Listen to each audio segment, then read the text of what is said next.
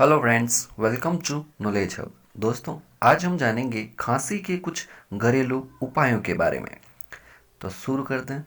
एक नींबू को पानी में उबालकर एक कप में निचोड़कर 2 चम्मच शहद डालकर मिला लें। इस प्रकार तैयार करके ऐसी 2 मात्रा सुबह शाम लें। खांसी में लाभ होगा। सीने में जमा हुआ बलगम पिघलकर बाहर आ जाएगा।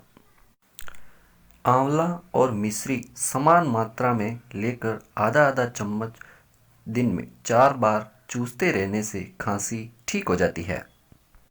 कफ गला और फेफड़ों में जम जाता है, गर गर की आवाज़ सांस के साथ निकलती है, तब टमाटर का सूप, पीसी हुई काली मिर्च या लाल मिर्च डालकर इसे बनाकर गर्मा गर्म 4 बार नित्य पीने से लाभ होता है। टमाटर का सूप कफ नाशक होता है।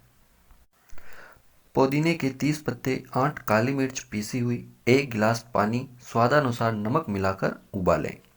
उबलते हुए आधा पानी रहने पर इसे छान कर आधा नींबू निचोड़कर सुबह शाम पिएं। खांसी तथा ज्वर में लाभ होगा। 3 लौंग, जरा सी अदरक डालकर टमाटर का सूप बनाकर गर्मा गर्म नित्य 3 बार पीने से खांसी जुकाम ठीक हो जाते हैं। 1 किलो पानी में आधा किलो प्याज के टुकड़े, 400 ग्राम बूरा मिलाकर अच्छी तरह इसे उबाल कर ठंडा करके इसे छानकर 50 ग्राम शहद मिलाकर बोतल में भर लें। नित्य 2-2 चम्मच इससे पिएं। इससे खांसी ठीक हो जाएगी।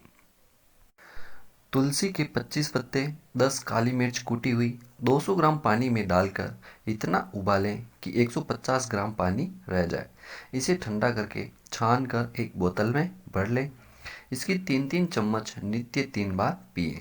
इससे खांसी ठीक हो जाएगी। पुरानी खांसी जो किसी भी तरह ठीक न होती हो, वह भी ठीक हो जाएगी।